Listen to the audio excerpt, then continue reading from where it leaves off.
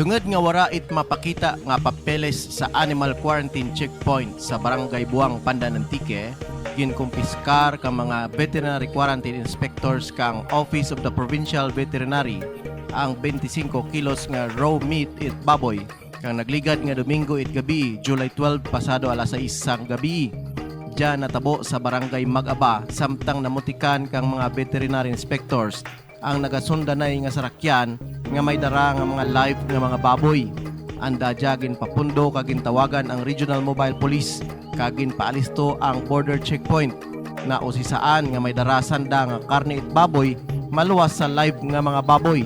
Sa pag-usisa kung kompleto ang mga papilis, wara sanda it may mapakita nga kompleto nga dokumento para sa ihaw nga baboy. Amo nga ginkumpiskar dya kang mga veterinary quarantine inspectors. Suno pa sa mga inspectors ang nasambit nga karne hayhalin man sa silid kang probinsya kang Antique kag igadarheng daad sa probinsya it Aklan.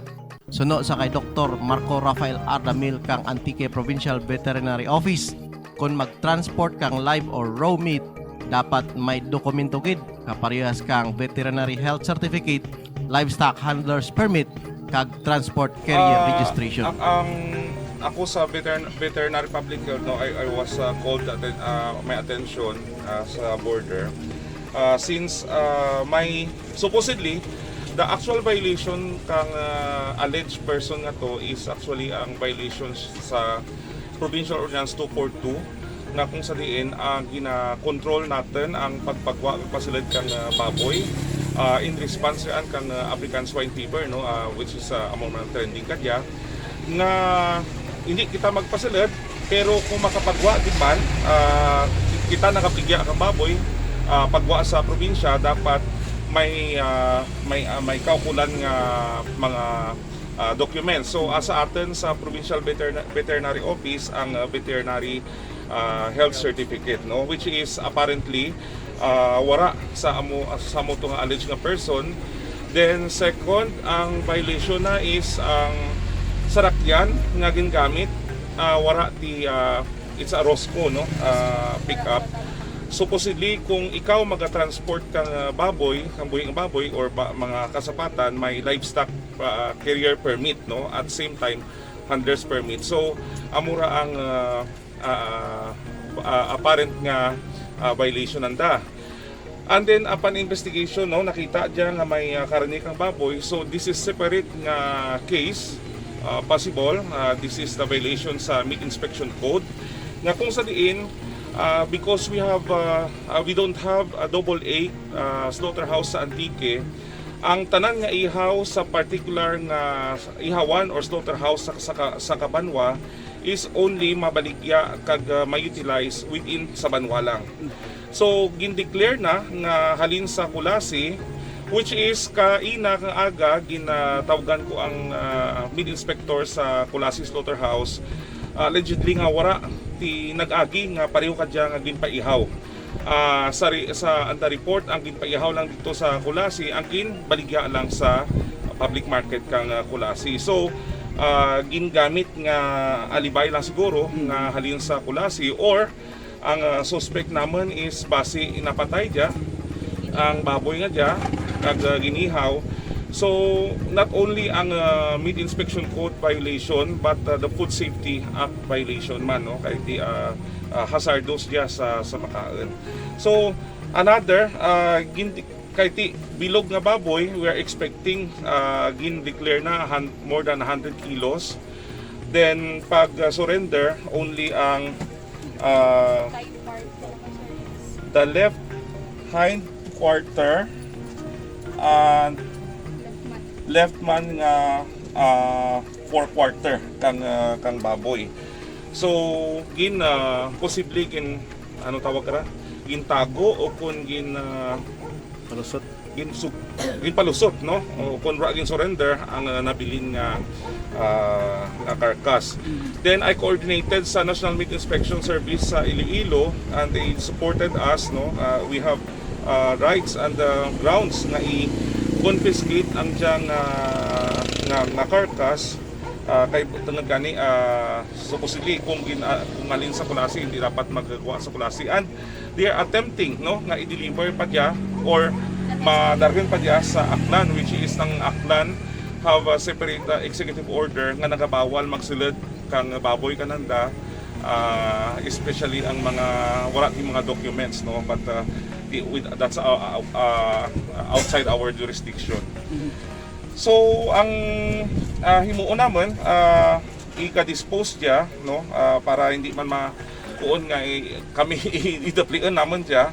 So i-dispose diya later on, then may ginbala kami nga sample just to test kung basi napatay diya along the way, kay basi nagabatsyag, then critical ka diya isang ASF, so we have the rapid test nga ika-perform para to confirm, no, nga negative diya sa ASF.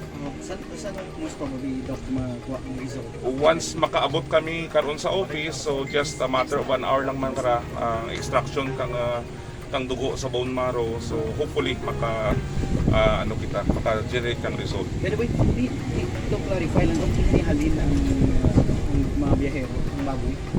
Well, allegedly notorious diya nga nagapamakal, no, which is ang mga clamor man kang aton mga hog racer, amo diya tanda ang mga grupo nga nagabakal palugi, no. Ang price kadya kang baboy sa Sibalem is 150, so they can offer a price of 130 or less, no, para lang kati usually ang aton ng mga hog racer pag abot kang 110 120, no, pas naga-oversize na ang baboy kag kundi na baligya mas barato pagit ang presyo, so na force tanda nga ibaligya sa amo dyan mga opportunistic na mga hog trader, no, which is they are not local traders, no. Kalabanan tanda are from Aklan and Capiz, and we know nga ang Aklan kag Capiz kadya naga-close maka border, but still they have the mechanism nga makalusot gyapon sa mga border inspection kang biyak na province. So kita digya sa province kang Antique, since lupok ang ESF, no, so we maintain the border restriction nga hindi kita kapaslit kang baboy, no. So we thank Governor Paulo Javier nga strengthen pa gid, no, kag magadugang kang mga inspector, especially sa Lindero, Libertad, no, kag ang na ano kay na declare nga ang diyang baboy supposedly malusot sa Malumpati nga way, which is hindi masakop kang aton nga border inspection, kay dito tanaran sa rapid sa border mismo kang province, no. Kag amo para ang clamor kang mga hog racers natin nga ang diyang mga illegal dito ginapaagi sa Malumpati nga aragyan, no? Kag limited ang aton nga resources para bantayan siya kara. So pagpakita lang we are serious, no, in dealing with diyang mga illegal transactions nga naga-take advantage sa ating mga hog racers, at the same time risky, no, kay naga-atubang pakita gyapon kang risgo kang African swine fever. Now, Doc, first time nga may na-apprehend after nga naglupok ang tasok ng ESF sa kung karne ang pag-istoryahan, mostly aware nga kay before pang ESF, no, bawal kita mag-transport kang karne that's according sa Meat Inspection Code nga wala nagalin sa AA na classification of slaughterhouse. So kita sa Antique, they are all called local registered meat establishment.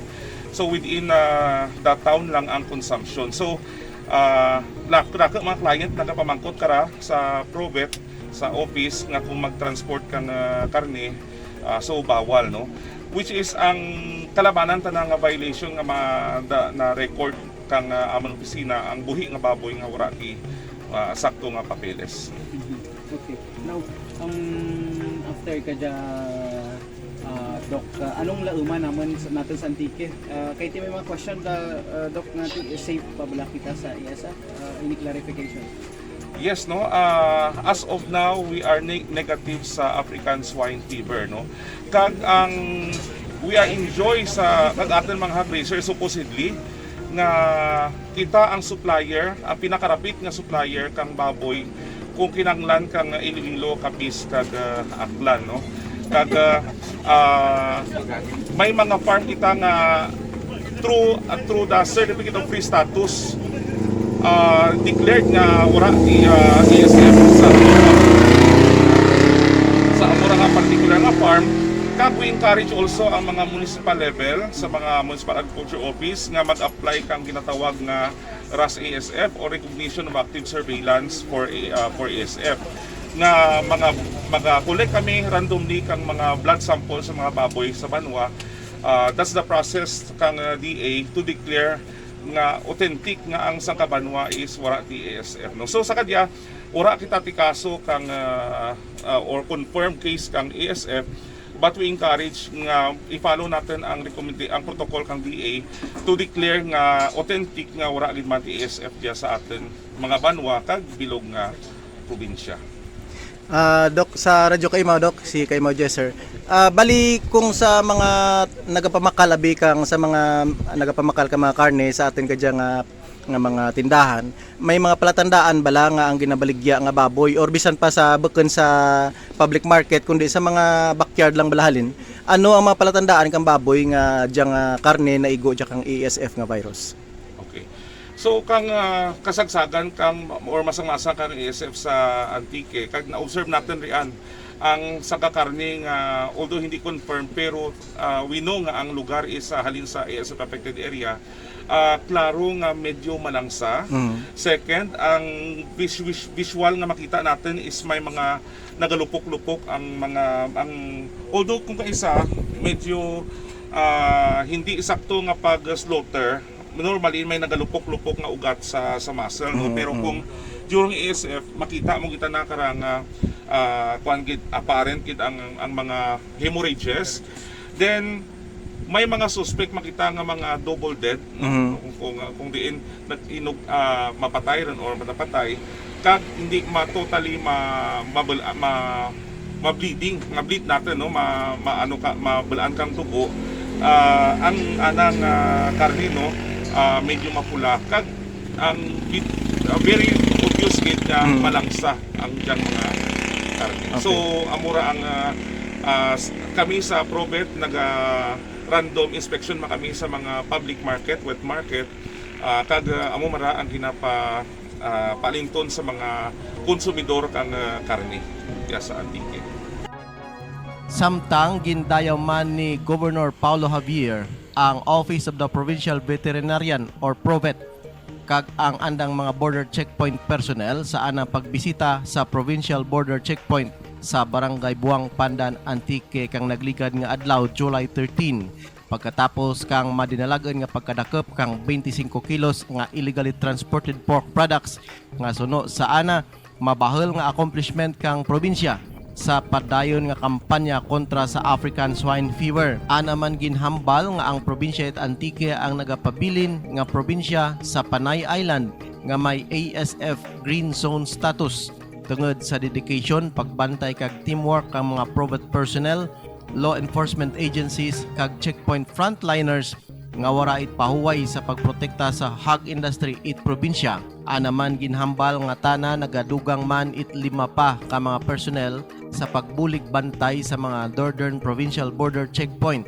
Tana man nagpangako sa pag-allocate it pundo para sa food assistance sa mga checkpoint personnel kag magatugro it surveillance vehicle sa pagpadasig it monitoring and enforcement kontra sa illegal transport of pork and pork related products.